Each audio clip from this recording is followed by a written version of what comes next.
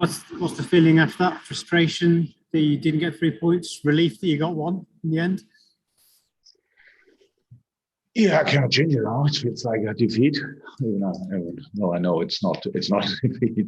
It's a deserved point for Brighton, obviously, for different reasons, unnecessary, because in our good moments we were really good. So we showed how you have to play against Brighton, but then with not playing enough football anymore, we open the door for them. So the best way to defend Brighton is actually to have the ball yourself, and that's what we didn't do for long enough, and that's why we scored 2 goals, which were incredible, and especially the 2 goals which were disallowed were absolutely incredible. Sadio's second goal was my favorite goal of all 6 years, probably in Liverpool, because how we put them under pressure there was just insane and unlucky, but with probably handball then.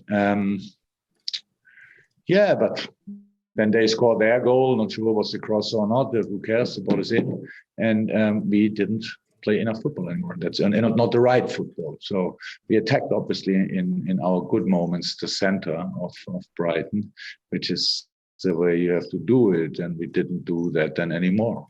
So we slowed the game down in the wrong moments. We didn't show enough initiative in other moments, and that's then just not good enough. I think after Moore's goal in the second half, which was disallowed, I can't remember a lot. Maybe the last 4 or 5 minutes, we were a bit more on the front foot again. But apart from that, we just tried to calm the game down when we had the ball and defended them when they had the ball, and they scored a wonderful second goal.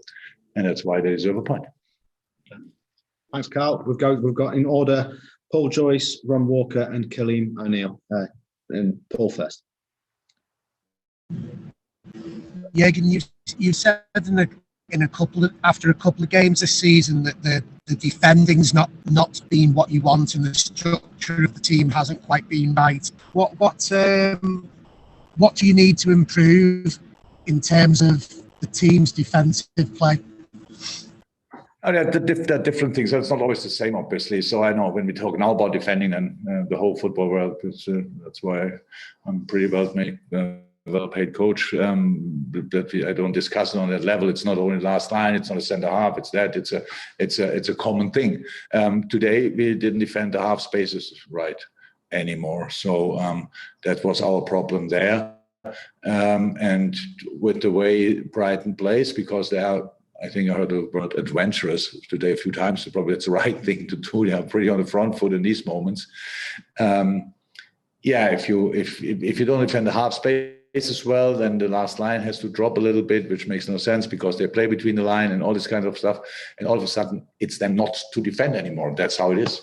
And I know it's now I speak about Brighton, and because the world is a bit strange, people just still don't respect the quality they have. They might not win, 35 games a season, but they give 38 times each team a proper game, definitely, because the things they do, the patterns they have, they are really good. But again, that's their quality. Our quality should have been today. And the best way to defend them would have been to have the ball and to do smart or clever stuff with it. And that's what we didn't do often enough.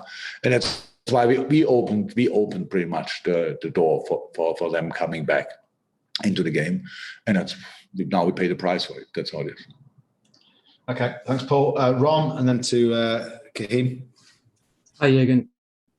You said you stopped playing football and that you opened the door for Brighton. Why do you think that happened? It's now a bit quick after the game to say that immediately. So I think it's not nice to know how good Brighton is and then score 2 goals which are disallowed. And I think I didn't see it back. I think it was probably close. So the way Sadio celebrated, he knows that handball is obviously will be a disallowed goal. So I don't think he had it in mind that it could be disallowed. And the second goal, or the most goal, then that was incredible play. Wow. So then don't get that. And it's like, okay, we have obviously much more games than Brighton, all these kind of things. They play during the week as well, of course, but we all had a lot of changes. So it's just I could see second half. I was not overly happy with body language of some, and that's then obviously never helpful. But you can get through these periods in a game, just not against Brighton. So because they were here to get a result, and they got a result, and they deserve it, and that's it. Okay, last couple of questions here, Killian. Yeah. Oh, go on. Bit of feedback in there, sorry. If you ask it, I'll be able to Understand it. Yeah, I think there's a few with the sound on around you, but go on, ask away. Yeah, I was just wondering about Alex Oxlade-Chamberlain's performance and what you made of it. Obviously, in the second half, you seem to move to the left of midfield. There we go. I think just because of the feedback, it's Alex Oxlade-Chamberlain and what you made of his performance, and he seemed to move to the left-hand side of midfield more in the second period, I think. Is that fair summation? Oh yeah. We changed system second half at a specific point. We couldn't defend a bit anymore. Obviously, we tried to fix that with changing to a 4-4-2. That's what was Oxlade to go to the left wing and Sadio to right. Apart from that, obviously, he set up the second goal, Sadio's goal with a nice cross. And that's it. And then he was part of the bunch, playing more or less yes or no. So we all can play better football, like Ox can play better football. But anyhow, it's good. He played, 70 minutes roundabout, and that's good for him. So had now during the week 90, today 70. So now let's see how we can recover and what we can do with that on Wednesday. Great stuff. Dave Maddock, possibly to finish. If not, then Neil Jones. Go on, Dave. Over to you.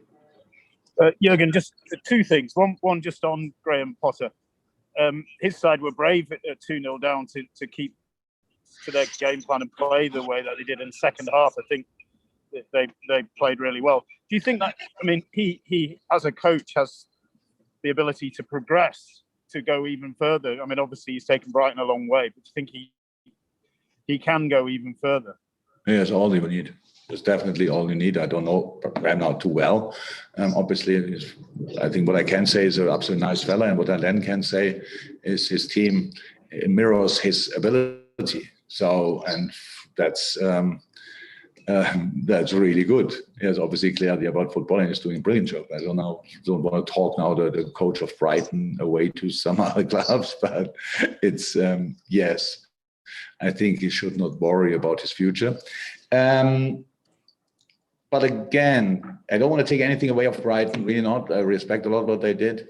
But today was the day where we could have given them a proper knock. And we didn't do. Because that's what... So I don't like a draw at home at all. But I'm not that guy that says it's not possible to draw against Brighton. No. But my disappointment is because I know we could have. Today was the day where we could have given them a proper one, and we didn't do. And that's the frustration. And then we talk maybe differently, but that doesn't say anything bad about Graham Potter because the way they play is really good. But against us, it should have been not enough today, but it was because of us. Okay. And Jurgen, and also you did speak up then about body language and maybe the defensive line dropping too deep. There was a moment in the second half when you had a bit of an exchange with Virgil. Was that over the gaps between the defence and the midfield?